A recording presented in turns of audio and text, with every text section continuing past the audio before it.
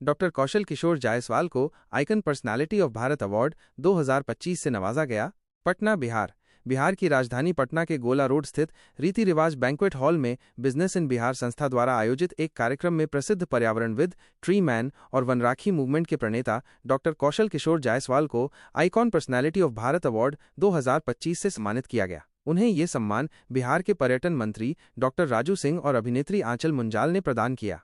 Business in Bihar संस्था के संस्थापक आलोक सिंह और सचिव श्रीकांत सिंह द्वारा आयोजित इस कार्यक्रम में डॉक्टर कौशल किशोर जायसवाल को पर्यावरण संरक्षण और सामाजिक कार्यों के प्रति उनके उत्कृष्ट और समर्पित योगदान के लिए सम्मानित किया गया।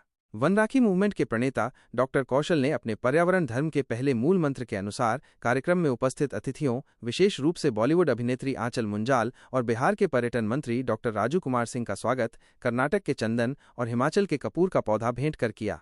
पर्यावरण धर्म गुरु डॉक्टर कौशल ने प्रणाम पटना से संबोधित करते हुए कहा कि पर्यावरण धर्म बड़े बांधों के पक्ष में नहीं है, क्योंकि उनके टूटने पर भारी तबाही मच जाती है। उन्होंने 2009 में कोसी नदी से हुए 7 जिलों में तबाही का उदाहरण दिया, जिसके पुनर्वास के लिए उन्होंने सुंदरलाल बहुगुणा के साथ पटना में 2 दिवसीय धरना दिया था। उन्होंने बताया कि जब बड़े बांध बनाए जाते हैं तो उनमें बहुत से जंगल और प्राकृतिक आवास समाहित हो जाते हैं, और सैकड़ों वर्षों बाद जब बांध गाद से भर जाते हैं तो वे टूट जाते हैं, जिससे सुनामी से भी अधिक लाखों की संख्या में मानवों के साथ साथ पशु पक्षी भी काल के गाल में समा जाते हैं। कोसी नदी की तबाही इसका जीता जागता प्रमाण है।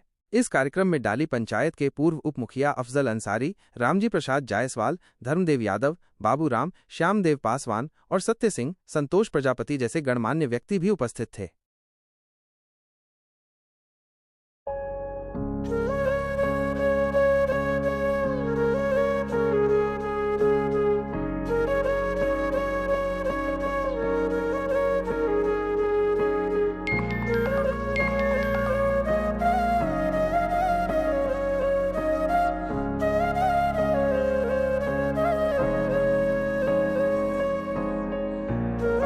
सोना महल, द ज्वेलरी मॉल। मुझे बुलाया गया है और जो यहाँ पर उपस्थित हुए हैं, देश के कोने कोने से अपने अपने क्षेत्र में एक से एक योद्धाओं ने अपने अपने कार्य जो किए हैं, इस संस्था के माध्यम से चयनित किए गए हैं और उन्हें सम्मानित करने के लिए बुलाए गए हैं।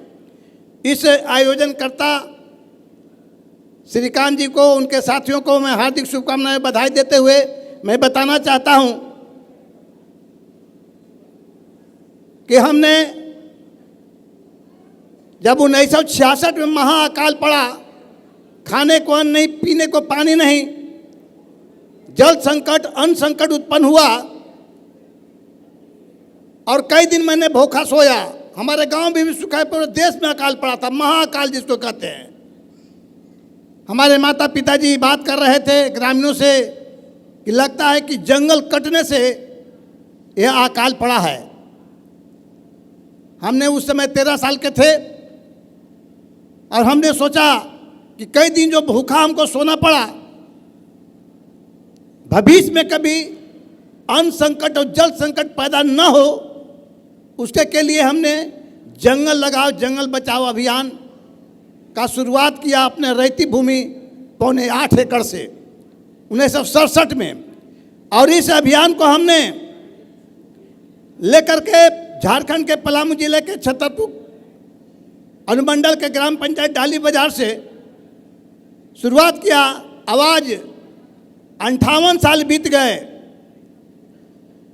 इस अभियान को हमने लेकर के Nepal, Bhutan, Burma, Singapore, Malaysia, Azerbaijan, Thailand और इंडोनेशिया, देश के 26 राज्य के 164 जिलों में करोड़ों लोगों को हमने जोड़ा और उनको गिफ्ट में पर्यावरण धर्म की पाठ पढ़ाया और 52 लाख निःशुल्क पौधा उन लोगों को दान में दिया।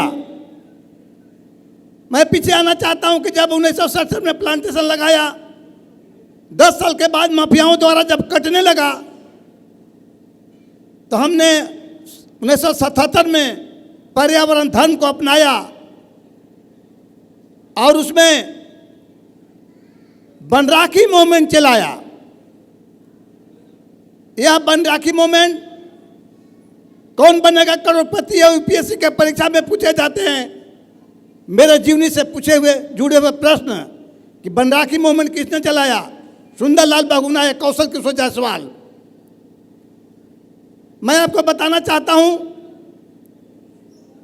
कि आज जो परिस्थिति आया, जो समय आया है, बढ़ती प्रदूषण, भीषण गर्मी, जल संकट और जलवायु परिवर्तन, यह जलवायु परिवर्तन का देन है कि हम लोग फर्स्ट जून से धुआंधार बारिश हो रहा है। पता नहीं धान रोपने के समय में आसमान के तारे दिखेंगे कि बारिश होंगे। इस अभियान को हमने लेकर के चलते चलते आज यही कारण है कि मेरे जीवनी के बारे में सीबीएसई बोर्ड के 8वां क्लास में, आईसीएसई बोर्ड के 6ठा क्लास में Jharkhand man on mission, writer है अमेरिका के नीलो बेरन, बेलियो बेरन, इंडिया के अंजना साहू और मिलर है। हमने अपना जीवन को पूरे पर्यावरण के प्रति समर्पित कर दिया है और दिल्ली दूरदर्शन, न्यूज एजेंसी ने पूरी दुनिया को हमारे बारे में बताया। चूंकि मेरा